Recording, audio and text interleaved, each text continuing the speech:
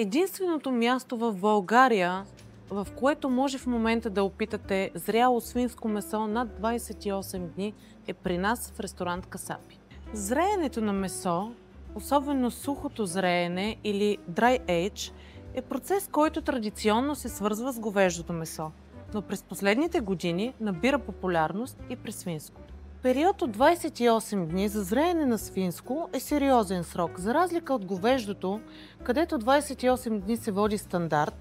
За свинското се води продължително зреене, тъй като структурата на мазнините е различна. В процеса на зреене се появяват нотки на ядки, масло, а понякога се усеща и аромат на синьо сирене или прошуто. Тъй като влагата значително намалява в повърхността на месото по време на зреене, приготвянето на скара или карамелизиране на тиган се получава много по-бързо и по-добре.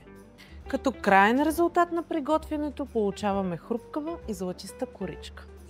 Ние в ресторант Касапи препоръчваме да консумирате зрялото свинско месо medium well, приготвено до 65 градуса, като по този начин запазва своя уникален вкус.